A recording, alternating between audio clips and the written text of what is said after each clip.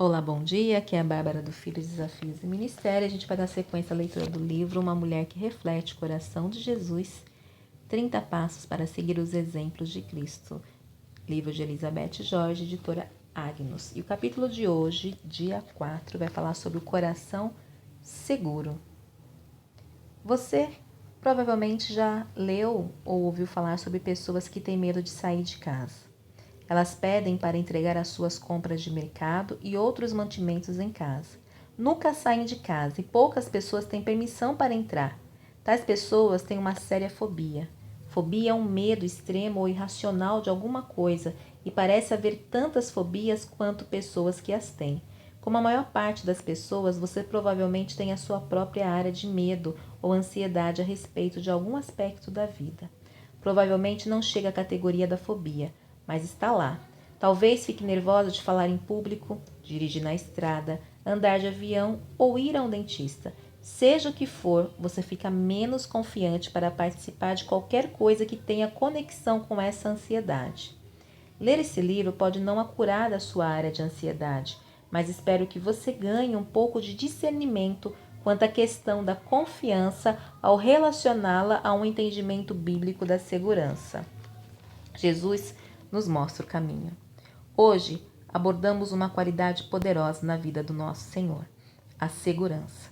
É uma virtude que lhe dava ousadia e coragem para viver a vontade de Deus para a sua vida.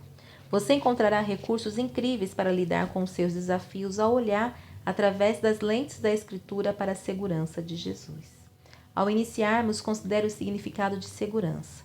Uma compreensão básica dessa qualidade começa com a confiança.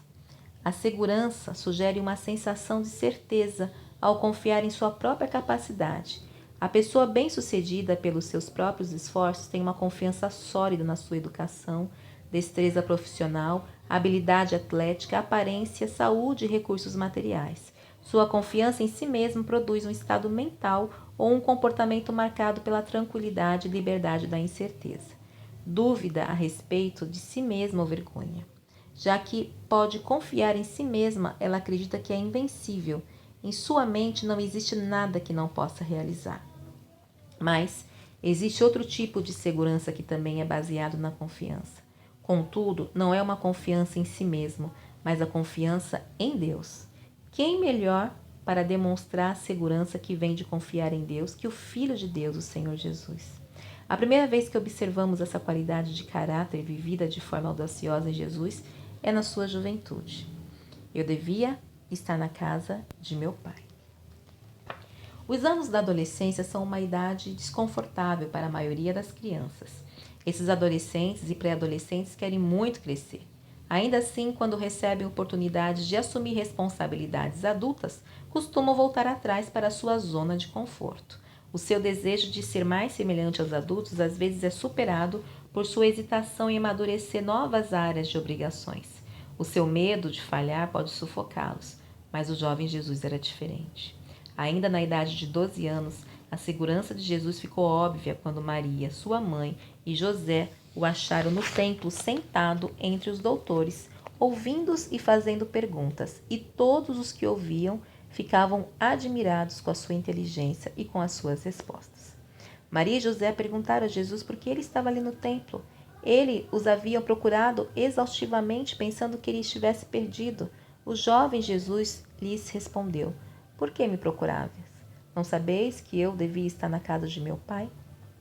Jesus ficou surpreso, porque Maria não o compreendeu e havia se esquecido do papel de Jesus na divindade, que o anjo Gabriel lhe havia claramente comunicado. Ainda com pouca idade, Jesus tinha uma consciência aguçada da sua identidade. Aos 12 anos, mostrava confiança audaz na sua missão. Ele já estava ocupado se preparando para o trabalho especial que o Pai tinha para ele. Refletindo em seu coração. Igual à confiança de nosso Senhor no Pai, a sua confiança deve vir da sua identidade em Jesus e com Jesus. Ele lhe tornou uma nova criação e lhe deu um novo começo. O seu passado foi perdoado. A lista dos seus pecados foi apagada. O seu presente está habilitado pelo Espírito de Jesus. O seu futuro está garantido por toda a eternidade. Você é uma com Cristo, portanto, não há razão para ter medo de nada. Você deve ter um respeito saudável pela fragilidade da vida e a necessidade de sabedoria e de precauções de segurança, mas não há razão para ficar ansiosa com relação às suas atividades normais. Lembre-se, a segurança baseia na confiança. Se a sua segurança para algum desafio está oscilando, talvez você tenha perdido de vista em quem deve confiar. Confiar em si mesmo é um terreno estável. Em vez disso, confie na rocha que é sólida, em Jesus. Bendito o homem que confia no homem, cuja esperança é o Senhor. Não temas. Em outra cena, Jesus orou a noite inteira e então selecionou os seus discípulos para o seguirem e serem treinados para o futuro ministério. Jesus começou a lhes dar instrução antes de enviá-los de 2 em 2 para o ministério. Ele os advertiu explicando: Eu vos envio como ovelhas no meio de lobos. Discorreu então uma lista de todo tipo de coisas horríveis que poderiam lhes acontecer ao ministrar em seu nome. Eles seriam até acusados de trabalhar para o inimigo.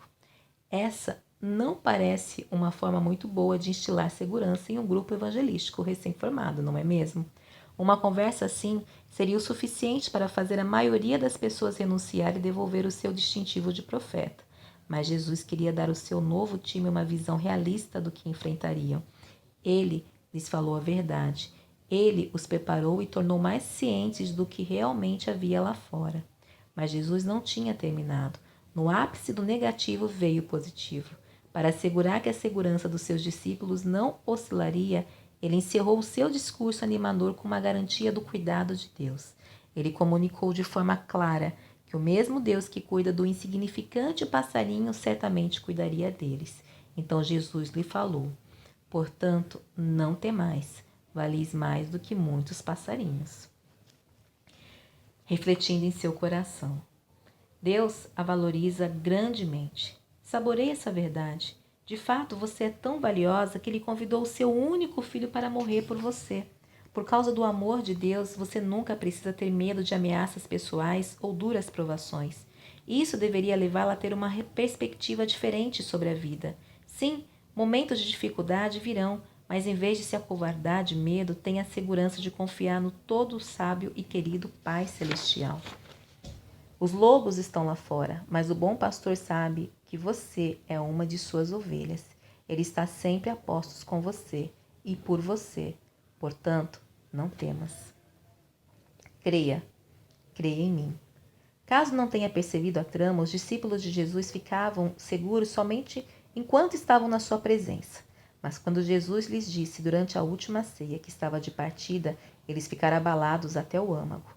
A sua segurança caiu a uma baixa constante. Parece ser por isso que Jesus estava dizendo aos seus discípulos perturbados para não se preocuparem. Não se perturbe o vosso coração, crede em Deus, crede também em mim. João 14:1.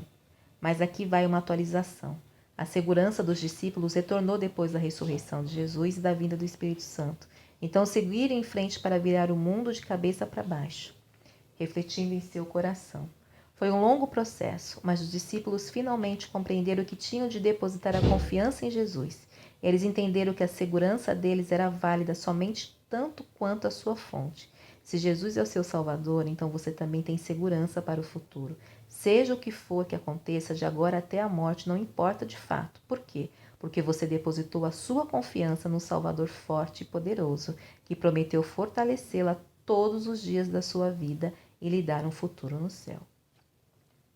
Afasta de mim esse cálice. Jesus mostrava total determinação e segurança nos dias do seu ministério terreno.